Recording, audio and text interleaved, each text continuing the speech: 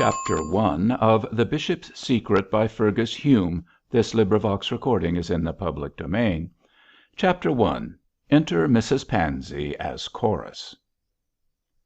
Of late years an anonymous mathematician has declared that in the British Isles the female population is 7 times greater than the male.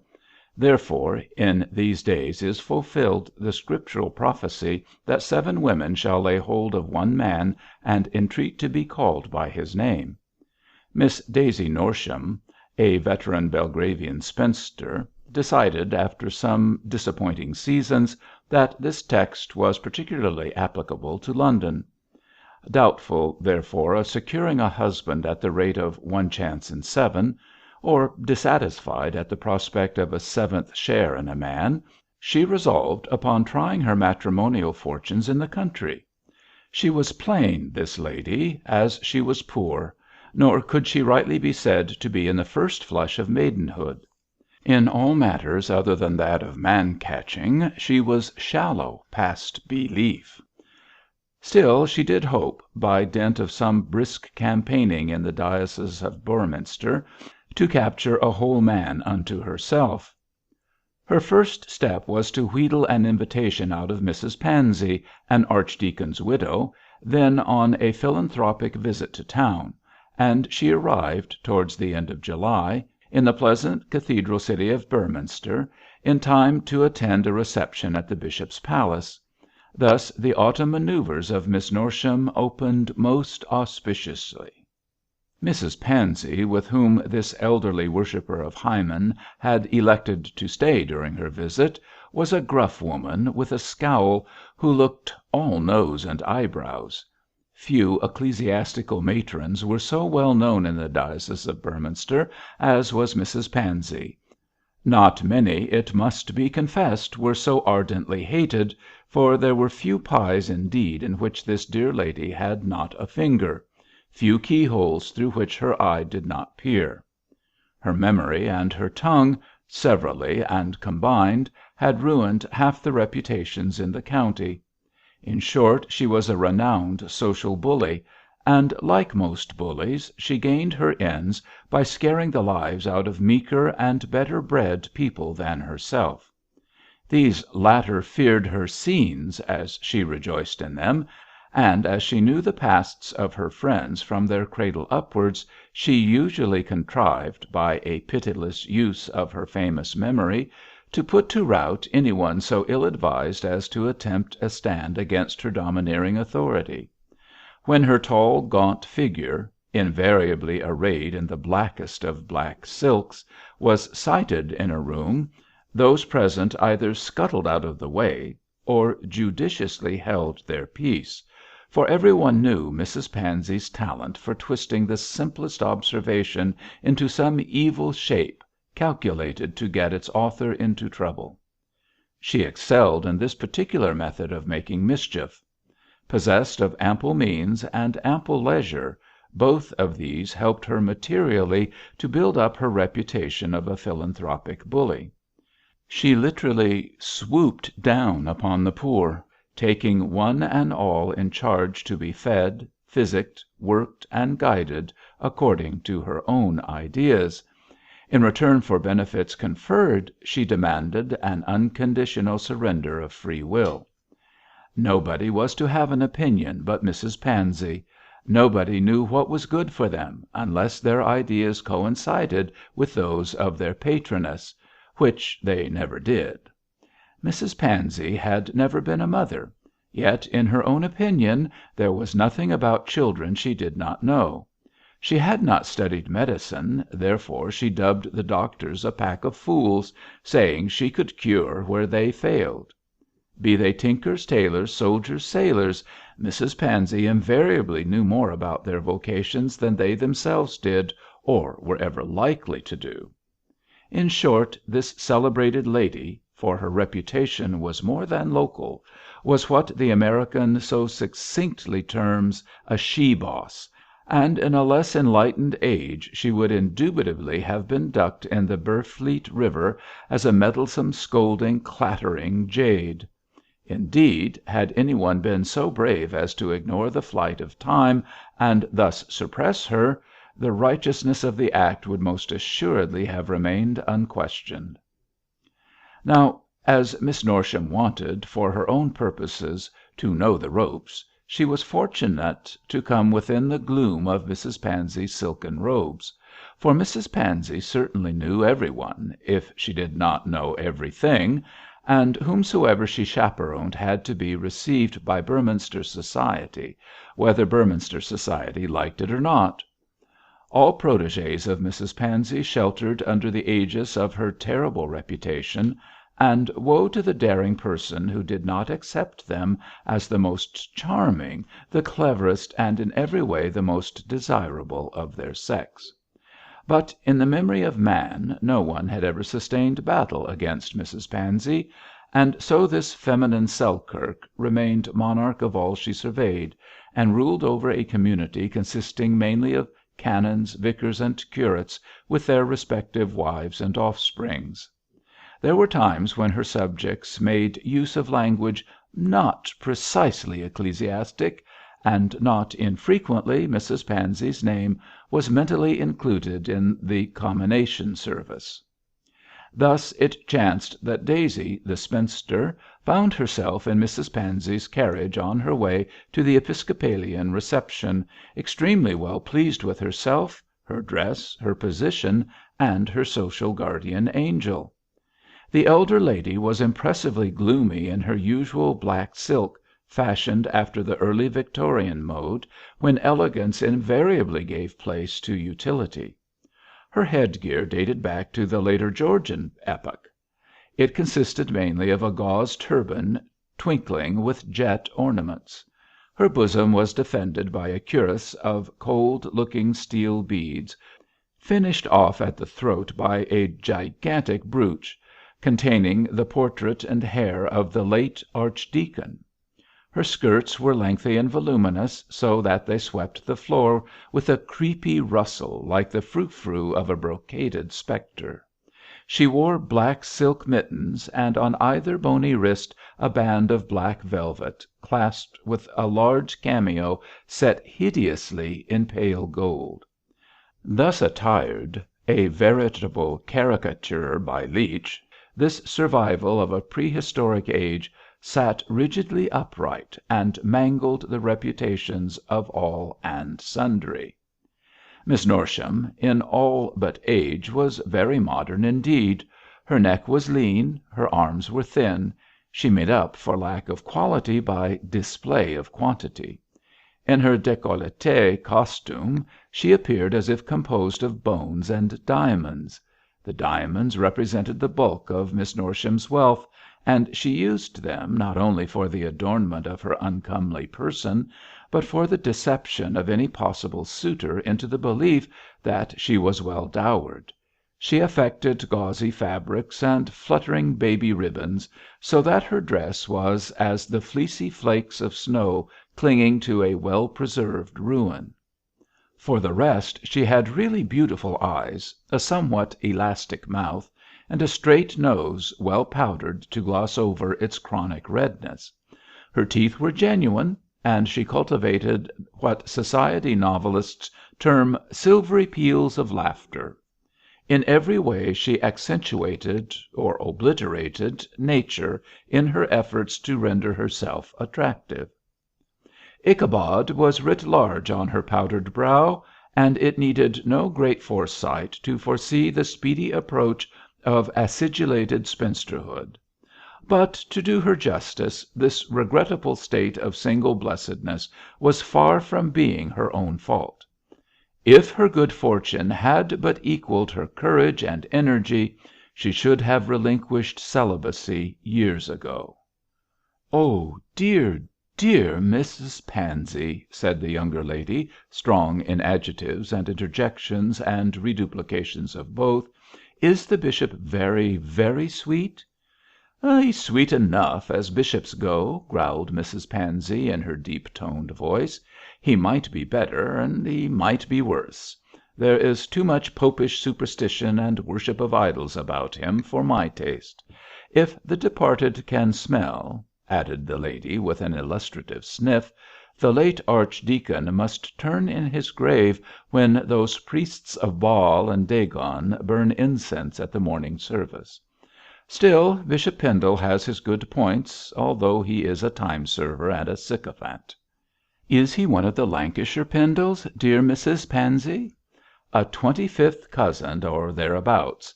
He says he is a nearer relation, but I know much more about it than he does. If you want an ornamental bishop with good legs for gaiters and a portly figure for an apron, Dr Pendle's the man.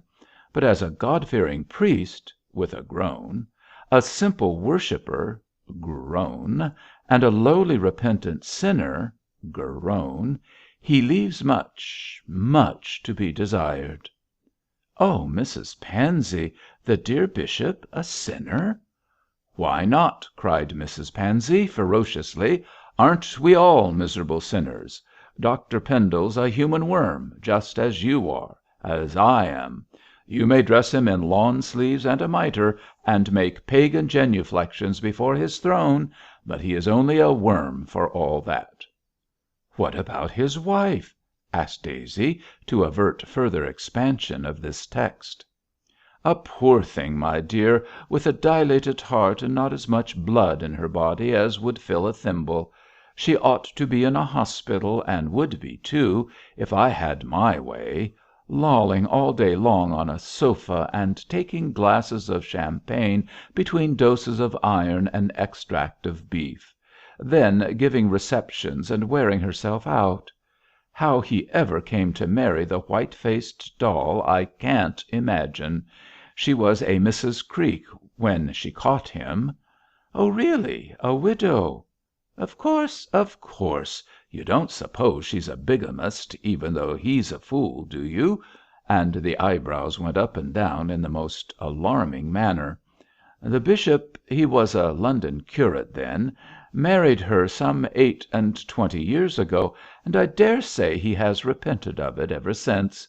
They have 3 children: George," with a whisk of her fan at the mention of each name, "who is a good looking idiot in a line regiment; Gabriel, a curate as white faced as his mother, and no doubt afflicted as she is with heart trouble.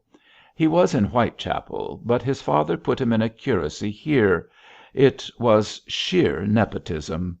Then there is Lucy. She is the best of the bunch, which is not saying much. They've engaged her to young Sir Harry Brace, and now they are giving this reception to celebrate having inveigled him into the match."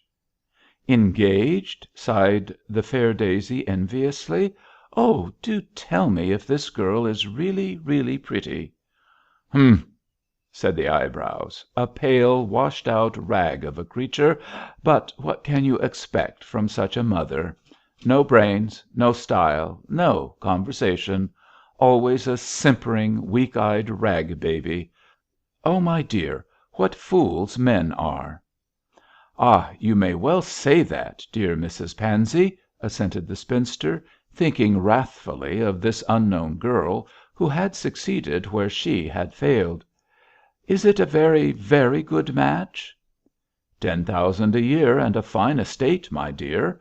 Sir Harry is a nice young fellow, but a fool. An absentee landlord, too," grumbled Mrs Pansey, resentfully. "Always running over the world, poking his nose into what doesn't concern him, like the Wandering Jew or the Flying Dutchman. Ah, my dear, husbands are not what they used to be. The late archdeacon never left his fireside while I was there. I knew better than to let him go to Paris or Pekin, or some of those sinks of iniquity." "Cook and gaze, indeed!" snorted Mrs Pansey, indignantly. "I would abolish them by Act of Parliament. They turn men into so many Satans, walking to and fro upon the earth. Oh, the immorality of these latter days! No wonder the end of all things is predicted."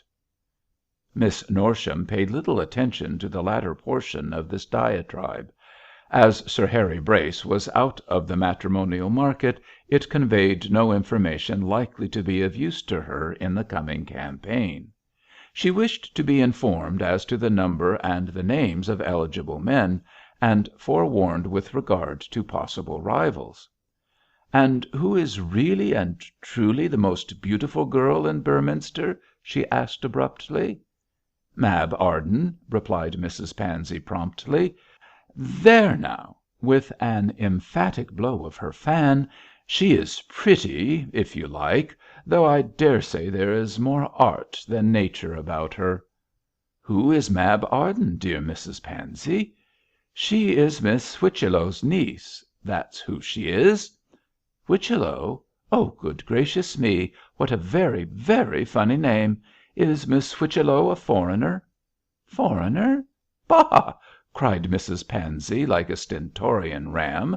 "She belongs to a good old English family, and in my opinion she disgraces them thoroughly. A meddlesome old maid who wants to foist her niece on to George Pendle. And she's likely to succeed, too," added the lady, rubbing her nose with a vexed air, "for the young ass is in love with Mab, although she is 3 years older than he is. Mr Cargrim also likes the girl, though I daresay it is money with him." "Really! Mr Cargrim?" "Yes. He is the bishop's chaplain. A Jesuit in disguise, I call him, with his moping and mowing and sneaky ways. Butter wouldn't melt in his mouth. Oh, dear, no! I gave my opinion about him pretty plainly to Dr Graham, I can tell you, and Graham's the only man with brains in this city of fools." "Is Dr Graham young?" asked Miss Norsham, in the faint hope that Mrs Pansey's list of inhabitants might include a wealthy bachelor. "Young? He's 60, if you call that young, and in his second childhood. An atheist, too. Tom Paine, Colonel Ingersoll, Viscount Amberley, those are his gods, the pagan. I'd burn him on a tar barrel if I had my way. It's a pity we don't stick to some customs of our ancestors." "Oh, dear me! Are there no young men at all?"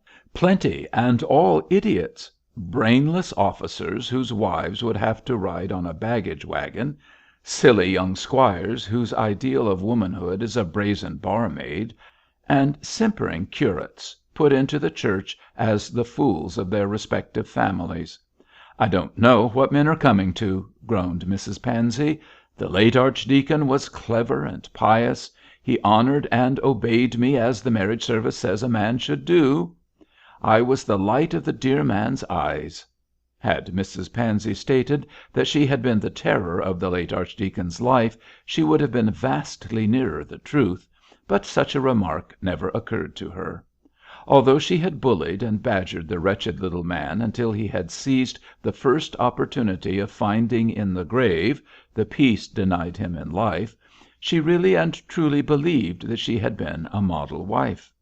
The egotism of first person singular was so firmly ingrained in the woman that she could not conceive what a scourge she was to mankind in general, what a trial she had been to her poor departed husband in particular. If the late Archdeacon Pansey had not died, he would doubtless have become a missionary to some cannibal tribe in the South Seas, in the hope that his tough helpmate would be converted into Long Pig. But unluckily for Beorminster he was dead, and his relict was a mourning widow who constantly referred to her victim as a perfect husband. And yet Mrs Pansey considered that Anthony Trollope's celebrated Mrs Proudie was an overdrawn character. As to Miss Norsham, she was in the depths of despair, for if Mrs Pansey was to be believed, there was no eligible husband for her in Beorminster. It was with a heavy heart that the spinster entered the palace, and it was with the courage born of desperation that she perked up and smiled on the gay crowd she found within.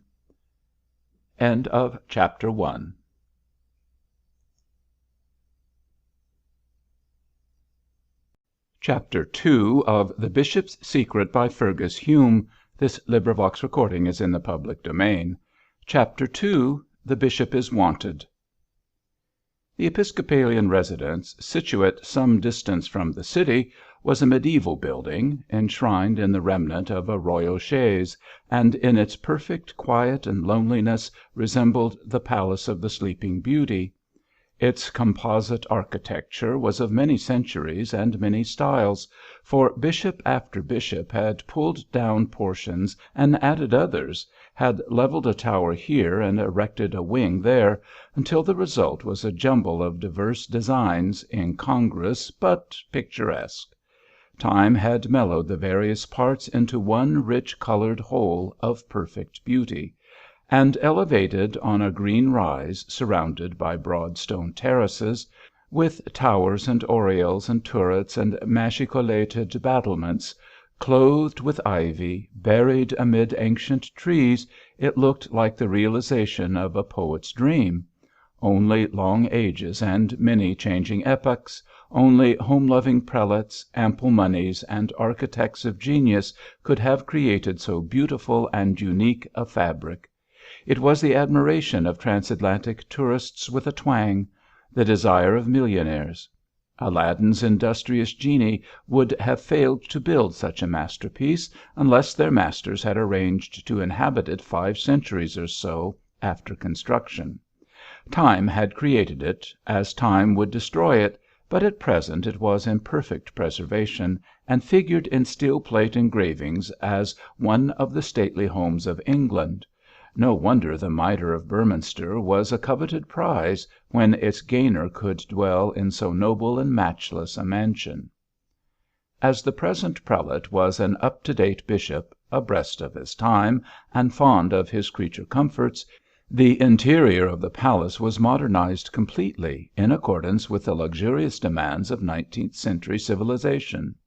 The stately reception rooms, thrown open on this night to what the Beorminster Weekly Chronicle, strong in foreign tongues, tautologically called the élite and crème de la crème of the diocese, were brilliantly illuminated by electric lamps and furnished magnificently throughout, in keeping with their palatial appearance.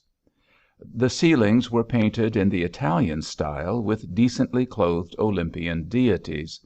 The floors were of parquetry, polished so highly and reflecting so truthfully that the guests seemed to be walking, in some magical way, upon still water.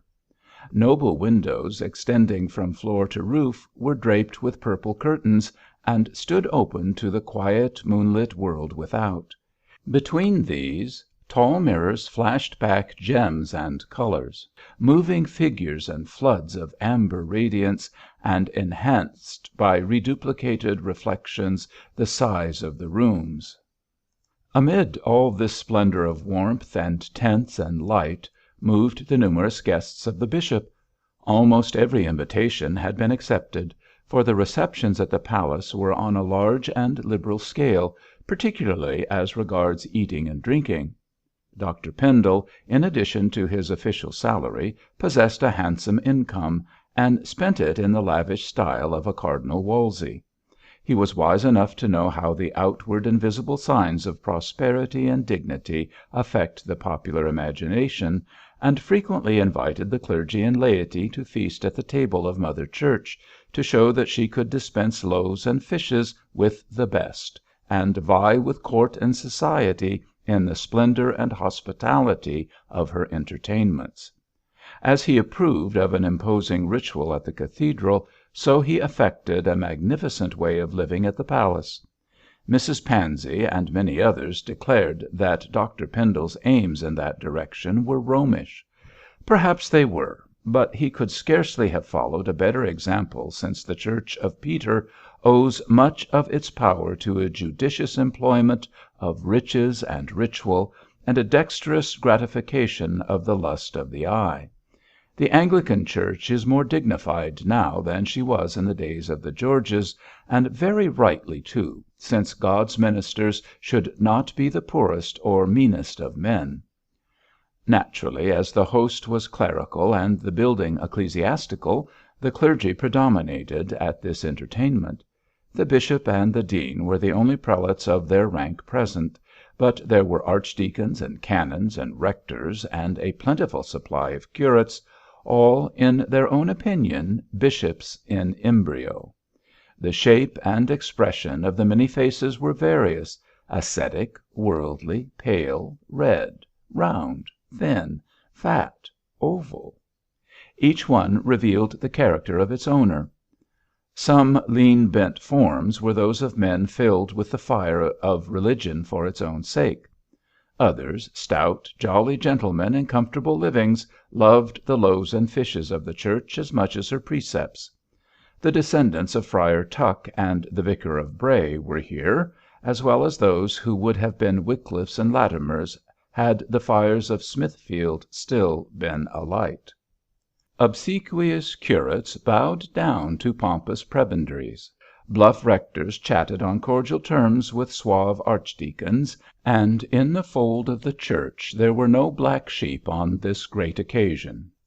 The shepherds and pastors of the Beorminster flock were polite, entertaining, amusing, and not too masterful, so that the general air was quite Arcadian.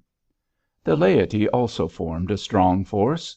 There were lords magnificently condescending to commoners, M.P.s who talked politics, and M.P.s who had had enough of that sort of thing at St. Stephen's and didn't; hearty squires from adjacent county seats; prim bankers, with whom the said squires were anxious to be on good terms, since they were the priests of Mammon; officers from near garrison towns, gay and light hearted, who had devoted themselves to the fairer portion of the company; and a sprinkling of barristers, literary men, hardy explorers, and such like minnows among Tritons.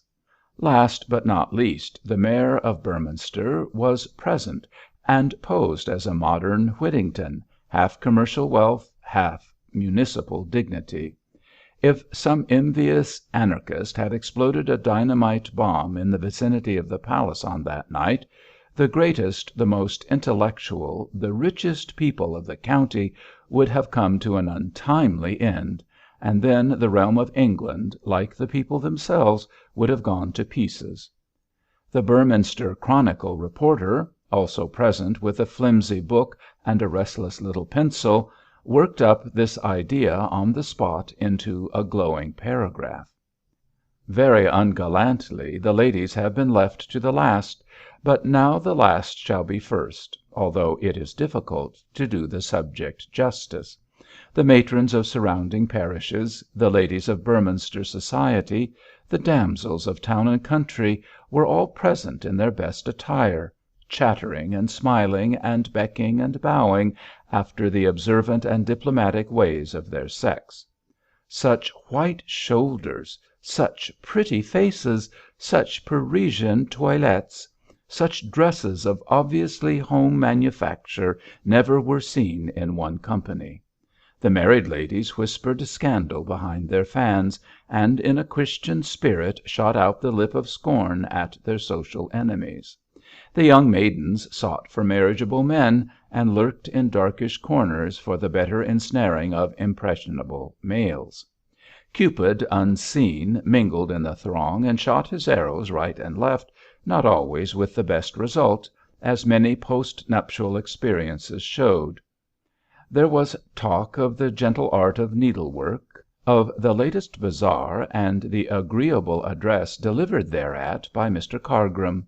The epicene pastime of lawn tennis was touched upon, and ardent young persons discussed how near they could go to Giant Pope's cave without getting into the clutches of its occupant. The young men talked golfing, parish work, horses, church, male millinery, polo, and shooting. The young ladies chatted about Paris fashions and provincial adaptations thereof, the London season, the latest engagement, and the necessity of reviving the flirtatious game of croquet. Black coats, coloured dresses, flashing jewels, many-hued flowers, the restless crowd resembled a bed of gaudy tulips tossed by the wind. And all this chattering, laughing, clattering, glittering mass of well-bred, well-groomed humanity moved and swayed and gyrated under the white glare of the electric lamps. Herbes in Rus, Belgravia in the provinces, Vanity Fair amid the cornfields. No wonder this entertainment of Bishop and Mrs Pendle was the event of the Beorminster year. Like an agreeable Jupiter amid adoring mortals, the bishop, with his chaplain in attendance, moved through the rooms, bestowing a word here, a smile there, and a hearty welcome on all. A fine looking man was the Bishop of Beorminster, as stately in appearance as any prelate drawn by Du Maurier. He was over 6 feet, and carried himself in a soldierly fashion, as became a leader of the Church militant. His legs were all that could be desired to fill out Episcopalian gaiters, and his bland, clean shaven face beamed with smiles and benignity. But Bishop Pendle was not the mere figurehead Mrs Pansey's malice declared him to be. He had great administrative powers, great organising capabilities, and controlled his diocese in a way which did equal credit to his heart and head. As he chatted with his guests and did the honours of the palace, he seemed to be the happiest of men, and well worthy of his exalted post. With a splendid position, a charming wife, a fine family, an obedient flock of clergy and laity, the bishop's lines were cast in pleasant places. There was not even the proverbial crumpled rose leaf to render uncomfortable the bed he had made for himself. He was like an ecclesiastical Jacob, blessed above all men. "Well, bishop," said Dr Graham, a meagre sceptic who did not believe in the endurance of human felicity, "I congratulate you." "On my daughter's engagement?" asked the prelate, smiling pleasantly. "On everything. Your position, your family, your health, your easy conscience. All is too smooth, too well with you. It can't last, your lordship, it can't last."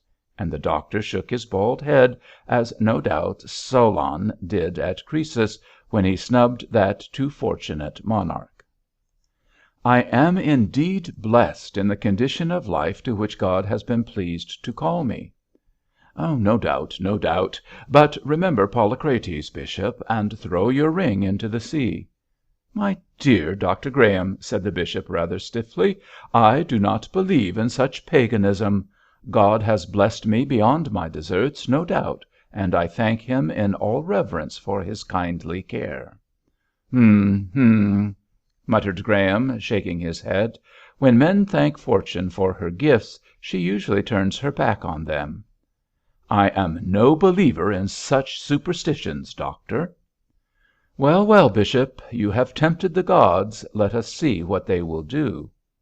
"Gods or God, doctor?" demanded the bishop, with magnificent displeasure. "Whichever you like, my lord, whichever you like." The bishop was nettled and rather chilled by this pessimism. He felt that it was his duty as a churchman to administer a rebuke, but Dr Graham's pagan views were well known, and a correction, however dexterously administered, would only lead to an argument. A controversy with Graham was no joke, as he was as subtle as Socrates in discovering and attacking his adversary's weak points.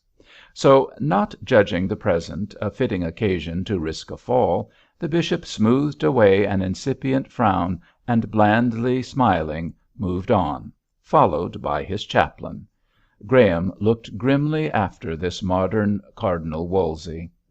"I have never," soliloquized the sceptic, "I have never known a man without his skeleton. I wonder if you have one, my lord. You look cheerful, you seem thoroughly happy. But you are too fortunate. If you have not a skeleton now, I feel convinced you will have to build a cupboard for one shortly. You thank blind fortune under the alias of God. Well, well, we shall see the result of your thanks. Wolsey, Napoleon, Bismarck, they all fell when most prosperous. Hum." Dr Graham had no reason to make this speech, beyond his belief, founded upon experience, that calms were always succeeded by storms. At present the bishop stood under a serene sky, and in no quarter could Graham descry the gathering of the tempest he prophesied. But for all that, he had a premonition that evil days were at hand, and, sceptic as he was, he could not shake off the uneasy feeling. His mother had been a Highland woman, and the Celt is said to be gifted with second sight. Perhaps Graham inherited the maternal gift of forecasting the future, for he glanced ominously at the stately form of his host, and shook his head. He thought the bishop was too confident of continuous sunshine. In the meantime, Dr Pendle, quite free from such forebodings, unfortunately came within speaking distance of Mrs Pansey, who, in her bell of St Paul's voice, was talking to a group of meek listeners. Daisy Norsham had long ago seized upon Gabriel Pendle, and was chatting with him on the edge of the circle, quite heedless of her chaperone's monologue. When Mrs Pansey saw the bishop, she swooped down on him before he could get out of the way, which he would have done had courtesy permitted it. Mrs Pansey was the one person Dr Pendle dreaded, and if the late archdeacon had been alive he would have encouraged the missionary project with all his heart. To every man his own fear. Mrs Pansey was the bishop's. "Bishop," cried the lady, in her most impressive archidiaconal manner, "about that public house, the Derby Winner, it must be removed." Cargrim, who was deferentially smiling at his lordship's elbow, cast a swift glance at Gabriel when he heard Mrs Pansey's remark. He had a belief, founded upon spying, that Gabriel knew too much about the public house mentioned, which was in his district, and this belief was strengthened when he saw the young man start at the sound of the name. Instinctively he kept his eyes on Gabriel's face, which looked disturbed and anxious; too much so for social requirements. "It must be removed," repeated the bishop gently. "And why, Mrs Pansey?" "Why, bishop? You ask why? Because it is a hotbed of vice and betting and gambling, that's why." "But I really cannot see. I have not the power." "It's near the cathedral, too," interrupted Mrs Pansey, whose manners left much to be desired. "Scandalous!" "When God erects a house of prayer, the devil builds a chapel there. Isn't it your duty to eradicate plague spots, bishop?" Before Dr Pendle could answer this rude question, a servant approached and spoke in a whisper to his master. The bishop looked surprised. "A man to see me at this hour, at this time," said he, repeating the message aloud. "Who is he? What is his name?" "I don't know, your lordship. He refused to give his name, but he insists upon seeing your lordship at once." "I can't see him," said the bishop sharply. "Let him call to morrow." "My lord, he says it is a matter of life and death." Dr Pendle frowned. "Most unbecoming language," he murmured. "Perhaps it may be as well to humour him. Where is he?" "In the entrance hall, your lordship." "Take him into the library and say I will see him shortly." "Most unusual," said the bishop to himself; then added aloud, "Mrs Pansey, I am called away for a moment. Pray excuse me." "We must talk about the Derby Winner later on," said Mrs Pansey determinedly. "Oh, yes, that is really I'll see." "Shall I accompany your lordship?" murmured Cargrim, officiously. "No, Mr Cargrim, it is not necessary. I must see this man as he speaks so strongly, but I daresay he is only some pertinacious person who thinks that a bishop should be at the complete disposal of the public, the exacting public." With this somewhat petulant speech Dr Pendle walked away, not sorry to find an opportunity of slipping out of a noisy argument with Mrs Pansey. That lady's departing words were that she should expect him back in 10 minutes to settle the question of the Derby Winner, or rather to hear how she intended to settle it. Cargrim, pleased at being left behind, since it gave him a chance of watching Gabriel, urged Mrs Pansey to further discussion of the question, and had the satisfaction of seeing that such discussion visibly disconcerted the curate. And Dr Pendle? In all innocence he left the reception rooms to speak with his untoward visitor in the library, But although he knew it not, he was entering upon a dark and tortuous path, the end of which he was not destined to see for many a long day. Dr Graham's premonition was likely to prove true, for in the serene sky under which the bishop had moved for so long a tempest was gathering fast. He should have taken the doctor's advice and have sacrificed his ring like Polycrates; but, as in the case of that old pagan, the gods might have tossed back the gift and pursued their relentless aims. The bishop had no thoughts like these. As yet he had no skeleton, but the man in the library was about to open a cupboard and let out its grisly tenant to haunt prosperous Bishop Pendle. To him, as to all men, evil had come at the appointed hour.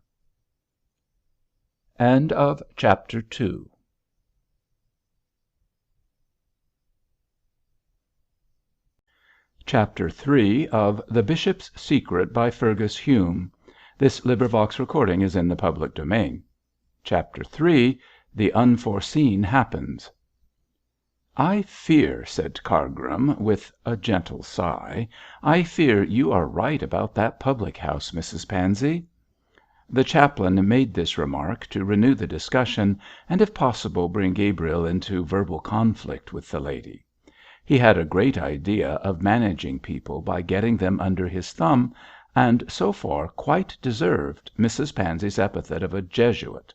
Of late, as Cargrim knew by a steady use of his pale blue eyes, the curate had been visiting The Derby Winner, ostensibly on parochial business connected with the ill health of Mrs Mosk, the landlord's wife. But there was a handsome daughter of the invalid who acted as barmaid, and Gabriel was a young and inflammable man; so, putting this and that together, the chaplain thought he discovered the germs of a scandal. Hence his interest in Mrs Pansey's proposed reforms. "Right!" echoed the archidiaconal widow, loudly. "Of course I am right. The Derby Winner is a nest of hawks. William Mosk would have disgraced heathen Rome in its worst days. As for his daughter well!" Mrs Pansey threw a world of horror into the ejaculation. "Miss Mosk is a well conducted young lady," said Gabriel, growing red and injudicious. "Lady!" bellowed Mrs Pansey, shaking her fan. "And since when have brazen painted barmaids become ladies, Mr Pendle?" "She is most attentive to her sick mother," protested the curate, wincing. "No doubt, sir. I presume even Jezebel had some redeeming qualities. Rubbish! Humbug! Don't tell me. Can good come out of Nazareth?" "Good did come out of Nazareth, Mrs Pansey." "That is enough, Mr Pendle. Do not pollute young ears with blasphemy. And you the son of a bishop, the curate of a parish! Remember what is to be the portion of mockers, sir. What happened to the men who threw stones at David?" "Oh, but really, dear Mrs Pansey, you know Mr Pendle is not throwing stones." "People who live in glass houses dare not, my dear. I doubt your interest in this young person, Mr Pendle. She is one who tires her head and paints her face, lying in wait for comely youths that she may destroy them. She " "Excuse me, Mrs Pansey," cried Gabriel, with an angry look. "You speak too freely and too ignorantly. The Derby Winner is a well conducted house, for Mrs Mosk looks after it personally, and her daughter is an excellent young woman. I do not defend the father, but I hope to bring him to a sense of his errors in time. There is a charity which thinketh no evil, Mrs Pansey," and with great heat Gabriel, forgetting his manners, walked off without taking leave of either the lady or Miss Norsham. Mrs Pansey tossed her turban and snorted, but seeing very plainly that she had gone too far, held for once her virulent tongue. Cargrim rubbed his hands and laughed softly. "Our young friend talks warmly, Mrs Pansey. The natural chivalry of youth, my dear lady. Nothing more." "I'll make it my business to assure myself that it is nothing more," said Mrs Pansey, in low tones. "I fear very much that the misguided young man has fallen into the lures of this daughter of Heth. Do you know anything about her, Mr Cargrim?" Too wise to commit himself to speech, the chaplain cast up his pale eyes and looked volumes. This was quite enough for Mrs Pansey. She scented evil like a social vulture, and taking Cargrim's arm, dragged him away to find out all the bad she could about The Derby Winner and its too attractive barmaid. Left to herself, Miss Norsham seized upon Dean Alder, to whom she had been lately introduced, and played with the artillery of her eyes on that unattractive churchman. Mr Dean was old and wizen, but he was unmarried and rich, so Miss Norsham thought it might be worth her while to play Vivien to this clerical Merlin. His weak point, speedily discovered, was archæology, and she was soon listening to a dry description of his researches into Beorminster municipal chronicles. But it was desperately hard work to fix her attention. "Beorminster," explained the pedantic dean, not unmoved by his listener's artificial charms, "is derived from two Anglo Saxon words, Beor, a hill, and Minster, the church of a monastery. Anciently our city was called Beorminster, the church of the hill, for, as you can see, my dear young lady, our cathedral is built on the top of a considerable rise, and thence gained its name. The townsfolk were formerly vassals, and even serfs, of the monastery, which was destroyed by Henry VIII. But the Reformation brought about by that king put an end to the abbot's power. The head of the Beorminster monastery was a mitred abbot."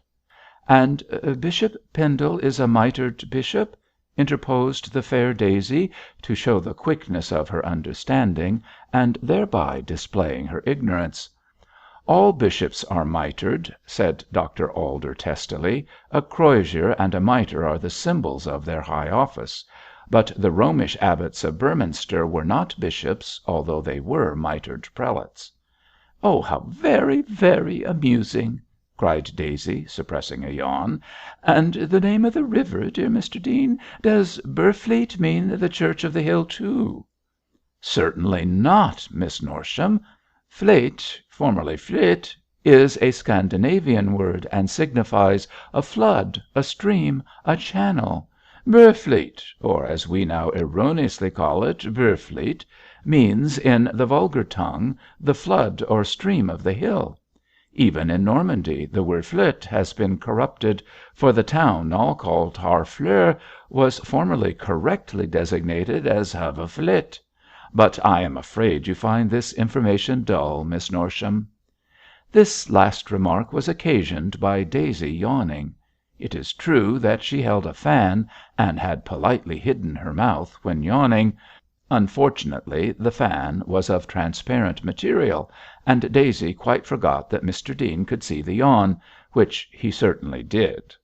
In some confusion she extricated herself from an awkward situation by protesting that she was not tired but hungry, and suggested that Dr Alder should continue his instructive conversation at supper. Mollified by this dexterous evasion, which he saw no reason to disbelieve, the dean politely escorted his companion to the regions of champagne and chicken, both of which aided the lady to sustain further doses of dry as dust facts dug out of a monastic past by the persevering Dr Alder. It was in this artful fashion that the town mouse strove to ensnare the church mouse, and succeeded so well that when Mr Dean went home to his lonely house he concluded that it was just as well the monastic institution of celibacy had been abolished. On leaving Mrs Pansey in disgust, Gabriel proceeded with considerable heat into the next room, where his mother held her court as hostess. Mrs Pendle was a pale, slight, small framed woman, with golden hair, languid eyes, and a languid manner. Owing to her delicate health she could not stand for any length of time, and therefore occupied a large and comfortable arm chair. Her daughter Lucy, who resembled her closely in looks, but who had more colour in her face, stood near at hand talking to her lover. Both ladies were dressed in white silk, with few ornaments, and looked more like sisters than mother and daughter. Certainly Mrs Pendle appeared surprisingly young to be the parent of a grown up family; but her continuance of youth was not due to art, as Mrs Pansey averred, but to the quiet and undisturbed life which her frail health compelled her to lead. The bishop was tenderly attached to her, and even at this late stage of their married life behaved towards her more like a lover than a husband. He warded off all worries and troubles from her; he surrounded her with pleasant people, and made her life luxurious and peaceful by every means obtainable in the way of money and influence. It was no wonder that Mrs Pendle, treading the primrose path with a devoted and congenial companion, appeared still young. She looked as fair and fragile as a peri, and as free from mortal cares. 'Is that you, Gabriel?' she said in a low, soft voice, smiling gently on her younger and favourite son. 'You look disturbed, my dear boy.' 'Mrs Pansey!' said Gabriel, and considering that the name furnished all necessary information, sat down near his mother and took one of her delicate hands in his own to smooth and fondle. 'Oh, indeed, Mrs Pansey!' echoed the bishop's wife, smiling still more, and with a slight shrug cast an amused look at Lucy, who in her turn caught Sir Harry's merry eyes and laughed outright. 'Old catamaran!' said Brace, loudly. 'Oh, Harry, hush!' interposed Lucy, with an anxious glance. 'You shouldn't.' 'Why not? But for the present company I would say something much stronger.' 'I wish you would,' said Gabriel, easing his stiff collar with one finger. 'My cloth forbids me to abuse Mrs Pansey properly.' 'What has she been doing now, Gabriel?' 'Ordering the bishop to have The Derby Winner removed, mother.' 'The Derby Winner!' repeated Mrs Pendle, in puzzled tones. 'Is that a horse?' 'A public house, mother. It is in my district, and I have been lately visiting the wife of the landlord, who is very ill. Mrs Pansey wants the house closed, and the woman turned out into the streets, so far as I can make out.' 'The Derby Winner is my property,' said Sir Harry, bluffly, 'and it shan't be shut up for a dozen Mrs Panseys.' 'Think of a dozen Mrs Panseys,' murmured Lucy, pensively. 'Think of Bedlam and Pandemonium, my dear. Thank goodness Mrs Pansey is the sole specimen of her kind. Nature broke the mould when that clacking nuisance was turned out. She ' 'Harry, you really must not speak so loud. Mrs Pansey might hear. Come with me, dear. I must look after our guests, for I am sure mother is tired.' 'I am tired,' assented Mrs Pendle, with a faint sigh. 'Thank you, Lucy. I willingly make you my representative. Gabriel will stay beside me.' 'Here's Miss Tancred,' observed Harry Brace, in an undertone. 'Oh, she must not come near mother,' whispered Lucy, in alarm. 'Take her to the supper room, Harry.' 'But she'll tell me the story of how she lost her purse at the Army and Navy Stores, Lucy.' 'You can bear hearing it better than mother can. Besides, she'll not finish it; she never does.' Sir Harry groaned, but like an obedient lover intercepted a withered old dame who was the greatest bore in the town. She usually told a digressive story about a lost purse, but hitherto had never succeeded in getting to the point, if there was one. Accepting the suggestion of supper with alacrity, she drifted away on Sir Harry's arm, and no doubt mentioned the famous purse before he managed to fill her mouth and stop her prosing. Lucy, who had a quiet humour of her own in spite of her demure looks, laughed at the dejection and martyrdom of Sir Harry, and taking the eagerly proffered arm of a callow lieutenant, ostentatiously and hopelessly in love with her, went away to play her part of deputy hostess. She moved from group to group, and everywhere received smiles and congratulations, for she was a general favourite, and, with the exception of Mrs Pansey, every one approved of her engagement. Behind a floral screen a band of musicians, who called themselves the Yellow Hungarians, and individually possessed the most unpronounceable names, played the last waltz, a smooth, swinging melody which made the younger guests long for a dance. In fact, the callow lieutenant boldly suggested that a waltz should be attempted, with himself and Lucy to set the example. But his companion snubbed him unmercifully for his boldness, and afterwards restored his spirits by taking him to the supper room.